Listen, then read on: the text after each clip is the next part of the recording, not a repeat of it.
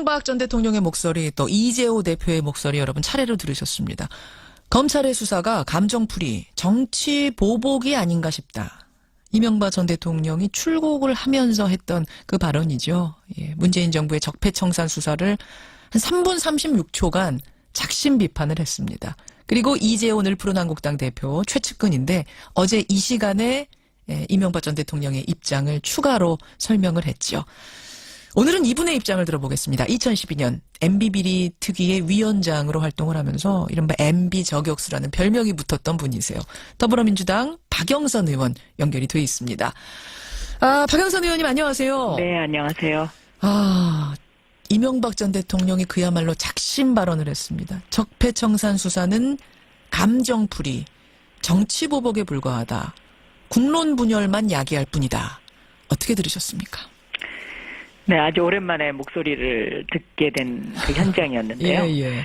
그 맹자가 이런 이야기를 했죠. 부끄러움을 모르면 사람 같지 않다.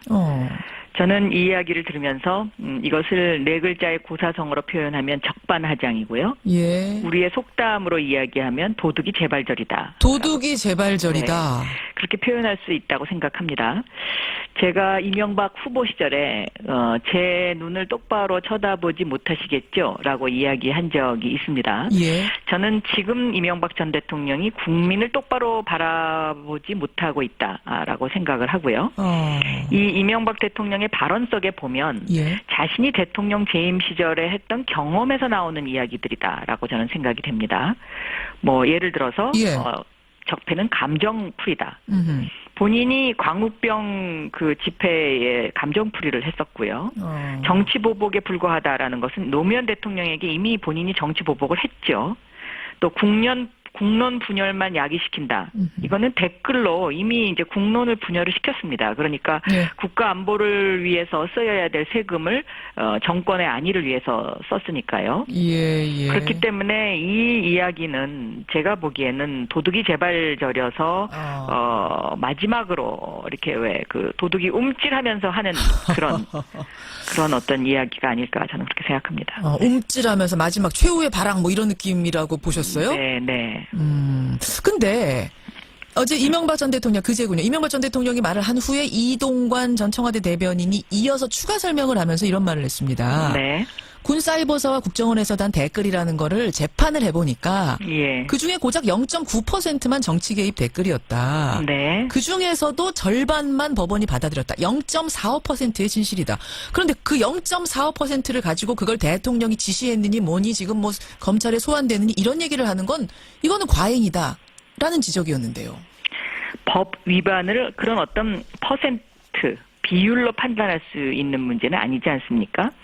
예를 들면 예. 단 한 건만을 위반을 했더라도 그것의 경중에 따라서 형량이 결정되듯이 예. 그런 어떤 그 이동관 대변인의 그 뭐 설명, 추가 설명 이것은 뭐 그냥 그 곁다리의 뭐 그냥 행위였다라는 저는 그런 형식적인 행위 뭐 그 당시에 대변인이었으니까요. 예.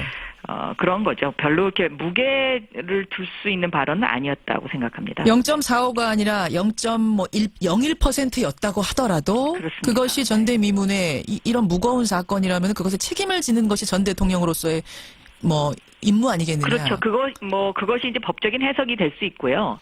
이것을 좀 더 정치적으로 해석한다면 예. 그 당시 재판과 수사가 과연 공정했느냐 이런 부분에 대한 그것도? 이제 그 물음도 충분히 할 수 있는 그런 것이라고 생각합니다. 근데 이 부분에 대해서는 어제 이 시간에 출연한 이재호 대표도 비슷한 얘기를 했어요. 뭐냐면 네.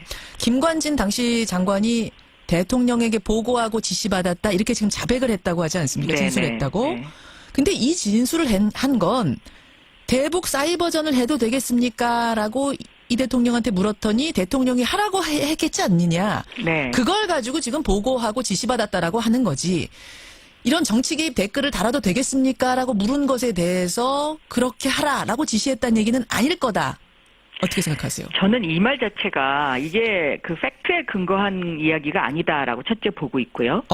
왜냐하면 대북 사이버전은 하게 돼 있습니다. 예. 그런데 그것을 굳이 대통령한테 대북 사이버전을 해도 되겠습니까?라고 질문했다는 것 자체가 이게 어불성설이다. 저는 그렇게 보고 있습니다. 아마 증원에 대한 얘기인 것 같아요. 인원을 늘려도 되겠습니까라고 물었더니 이제 그렇게 하라고 했을 거다. 그걸 가지고 지금 김관진 장관이 얘기하는 거다. 그 당시에 대북 사이버전과 관련된 증언은 예. 그게 그 국회에서 예산 과정에서 결정되는 것이지 대통령에게 보고할 사항은 아니었습니다. 그런가요? 그 사이버 그와 관련된 예. 예산이 그때 처음 들어갔거든요. 그러니까 이명박 정부 시절에 좀 예. 더 증액해서. 그래서 이것은 대통령에게 보고할 사항이 아니었고요.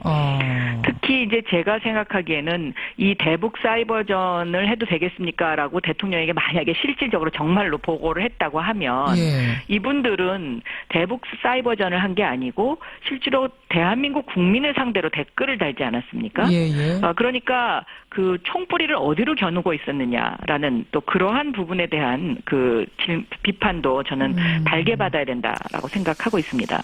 국가 예산이라는 것이 예. 북한과 관련된 국가의 안보를 지키기 위한 예산이지 대국민을 상대로 해서 댓글 부대를 운영해서 정권의 안위를 지키려고 세금을 쓰라고 국회가 승인해 준 것은 아니거든요. 물론이죠. 네. 물론이죠. 근데 이재호 대표는 이런 얘기했어요. 지금 검찰에서 조사를 할 거다라는 얘기가 많이 나오는데 아마 소환 조사를 할 거다라는 얘기가 나오는데 죄도 없는 사람을 권력의 힘으로 잡아가려고 하는 건 이거 불공정 특권이다.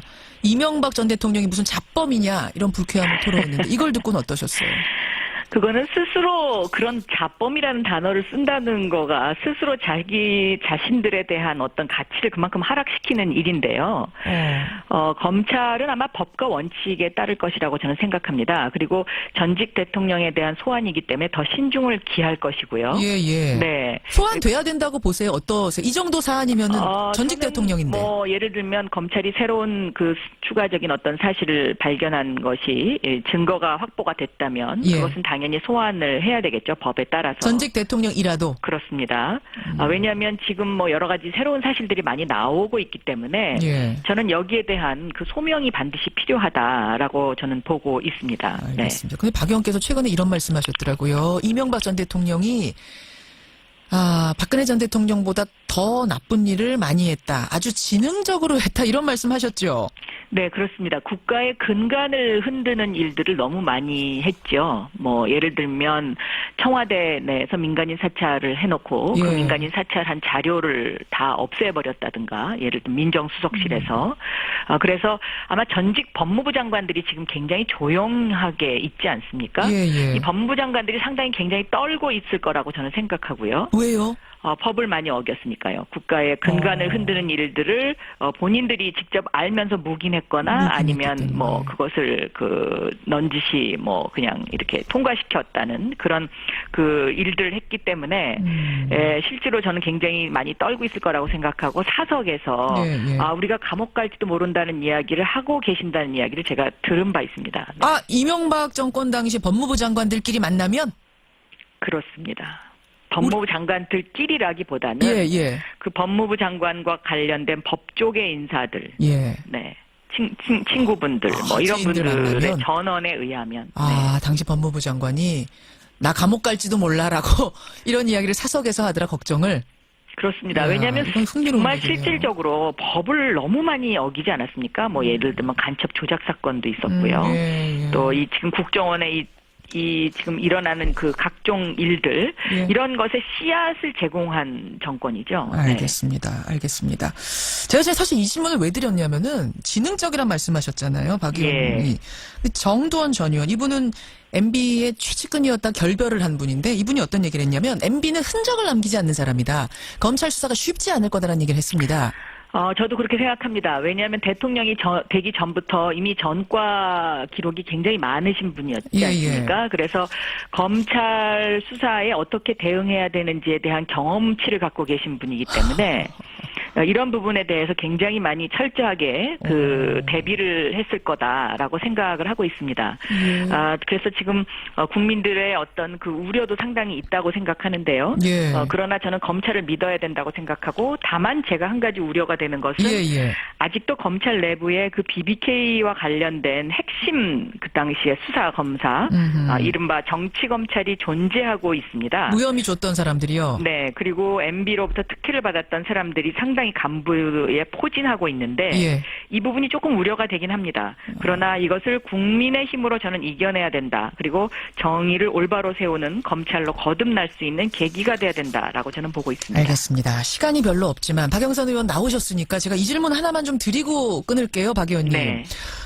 서울을 걷다 프로젝트라는 걸 진행하고 계시더라고요. 네, 3번째 했습니다. 예, 네. 이거 어떤 건가요? 이것은 그동안 우리가 이제 서울을 너무 모르고 있지 않았냐. 그리고 서울의 장점이 많은데 이것을 우리가 그냥 너무 무시하고 있었던 것 아닌가 하는 생각에서 지금까지 3번 했습니다. 덕수궁, 정동길, 그리고 성균관을 했는데. 그야말로 걷는 거예요. 그렇습니다. 그러니까 예를 들면 성균관 같은 것은 영국의 옥스퍼드보다도 훨씬 더 오래된 세계 최초의 대학인데 우리가 그것을 모르고 있었다라는 거죠. 그래서 이 서울을 보다 더 경쟁력 있는 도시, 매력 있는 도시로 만들기 위해서 우리가 함께 걸어보자. 뭐 이런 겁니다. 그래서 이런 이제 서울에 대한 관심, 적극적인 프로젝트도 하고 이러시는 걸 보니까 서울시장 출마하시는 건가? 이런 얘기들 나와요. 혹시 결심하셨어요? 마음의 준비는 하고 있습니다. 아직 최종적인 결심은 안 했지만 마음의 준비는 하고 있고, 또 제가 도시지리학을 전공을 했는데 예를 들면 서울이 이제 그 강북이 궁궐 도시인데 이런 궁궐 도시의 특색을 좀 더 살려서 서울을 런던이나 도쿄나 뉴욕보다 더 경쟁력 있는 도시로 만들고 싶다 하는 그러한 어떤 그 소망 같은 것은 있습니다. 그렇군요. 네. 이 마음의 준비는 했다란 말씀은 공식 선언만 안 했지 결심은 했단 말씀이시네요. 각오는.